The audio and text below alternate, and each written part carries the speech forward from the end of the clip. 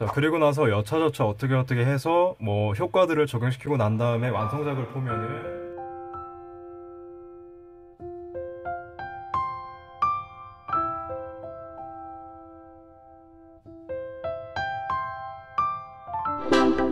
오늘 준비한 영상은 강의 내용이 아닙니다. 강의는 아니고요. 그냥 편집을 조금 더 감각적으로 할 수 있는 그런 팁들을 가져왔습니다.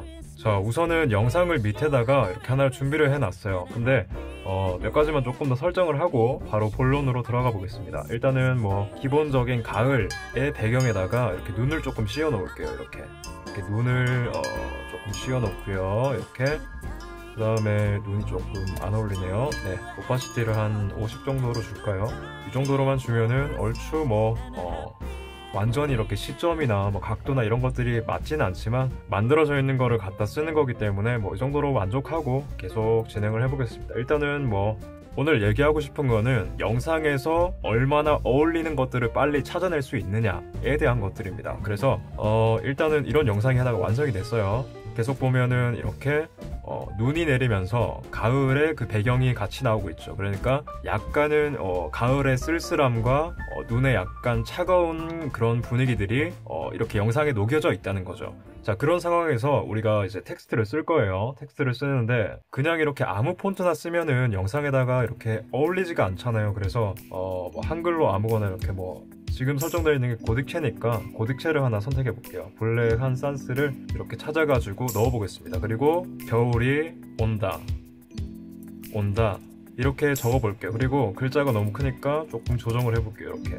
자, 이 상태에서 영상을 보면은 지금 산세리프체가 적용이 돼 있잖아요. 그러니까 고딕체가 적용이 되어 있잖아요. 그런데 고딕체는 어떤 깔끔하게 정리된 그리고 약간은 딱딱한 느낌을 주는 게 고딕체란 말이에요. 그래서 그 가을의 정서나 어떤 그 차가운 이미지들을 전달하기 위해서는 이렇게 각지고 딱딱한 산세리프체, 그러니까 고딕체를 사용하면은 그런 감정들이 제대로 전달이 안 된단 말이죠. 감정은 배제하고 거의 이렇게 메시지만 전달이 되는 그런 식이기 때문에 이 폰트를 여러 가지로 선택을 해가면서 이제 어울리는 폰트들을 찾아가야 된단 말이죠. 근데 다빈치 리졸브 안에서 이렇게 폰트를 선택하려고 하면은 이것들이 이렇게 한 개씩 선택해서 한 개씩 봐야 된단 말이에요. 이런 경우에는 영상에 어울리는 폰트를 찾는 게 뭐 설령 찾아진다 하더라도 굉장히 그 과정이 오래 걸리겠죠. 그래서 제가 영상의 분위기에 어울리는 그런 폰트를 찾을 때 사용하는 프로그램을 하나 소개를 시켜드리겠습니다.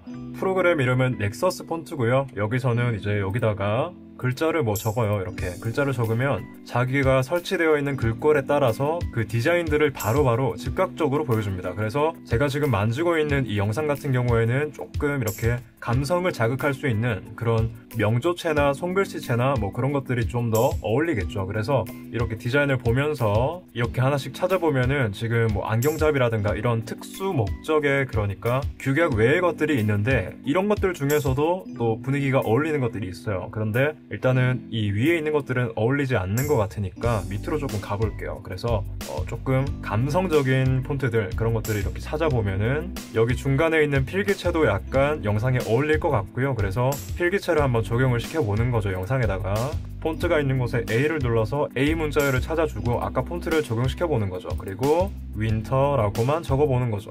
그러면 이 영상을 확대해봤을 때 영상에다가 어울리고요.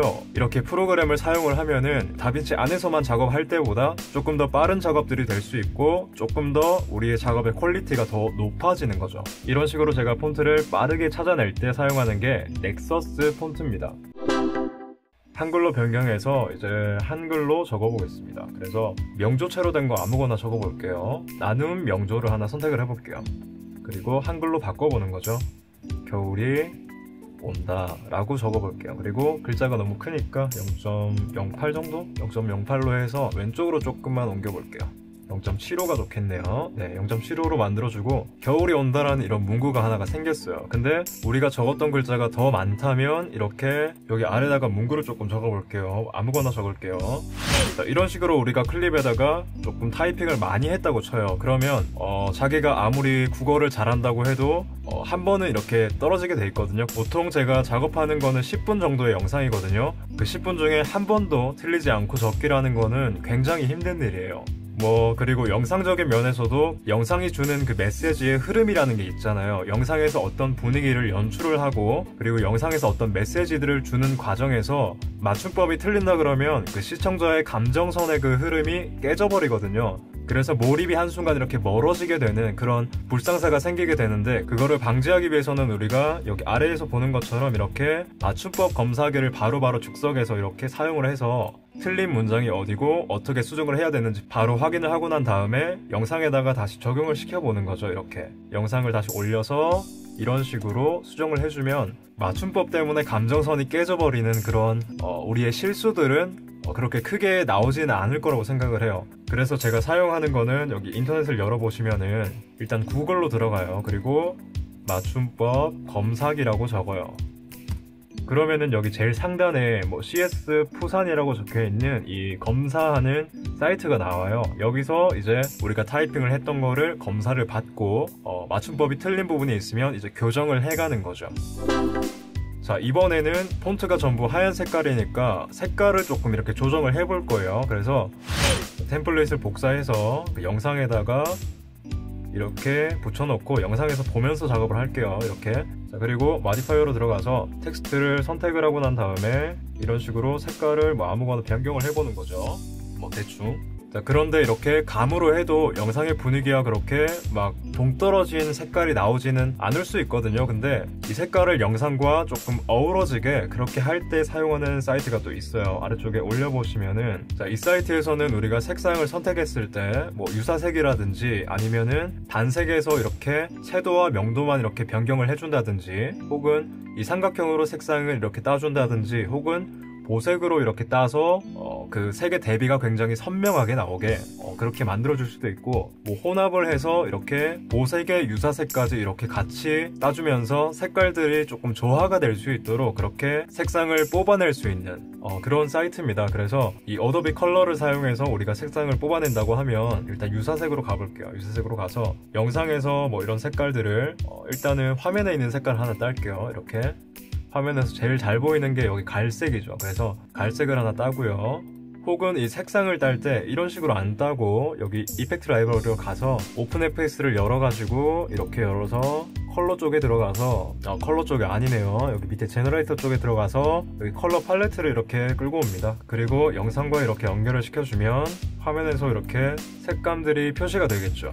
자, 그러면 우리가 당장에 확인할 수 있는 거는 이 화면에서 거의 갈색깔 계열에서 명도와 채도가 많이 이렇게 조절이 되어 있는 상태로 이 색상들이 구성이 되어 있고, 그 중에 포인트가 되는 색상은 여기 있는 이 굉장히 희미한 그 파란색이 될 것 같아요. 그래서 보통 이 대부분의 색깔을 차지하는 거는 갈색이고, 서브 컬러가 되는 것들은 여기 중간에 있는 여기 이 색깔들, 그러니까 굉장히 연한 하늘 색깔이 되겠죠. 그리고 포인트 컬러가 되는 색깔은 여기 있는 홍 색깔, 그러니까 홍시 색깔이네요. 예, 홍시 색깔이 포인트 컬러가 될 수 있겠네요. 그래서 지금 갈색깔과 하늘 색깔과 그리고 이 빨간 색깔이 영상의 분위기를 이루고 있는 거예요. 그래서 우선은 이 영상에서 표현해야 되는 메시지는 약간 차갑다, 겨울이다, 어떤 점점 멀어지는 그런 이미지이기 때문에 약간 여기 왼쪽 아래에 있는 요 정도 색깔이 굉장히 포인트가 될 수 있을 것 같아요. 그래서 화면에 있는 이 약간 연한 색깔을 하나 따와 볼게요.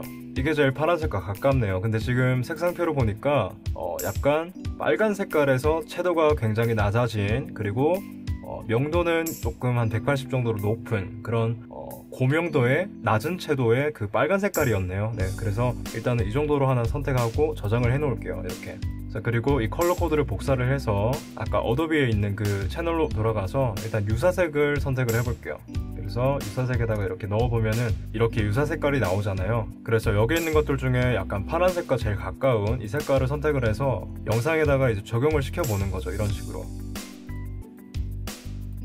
자, 그리고 컬러 팔레트는 이제 해제를 한 상태에서 일단은 전체 다 하얀색으로 바꿔준 다음에 포인트를 줘야 되는 색깔, 차가워지는, 그리고 겨울이라는 이 두 단어에 조금 포인트를 주고 싶어요. 그래서 아까 따왔던 컬러를 이렇게 적용을 시켜보는 거죠.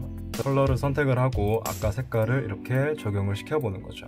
자, 그리고 나서 여차저차 어떻게 해서 효과들을 적용시키고 난 다음에 완성작을 보면은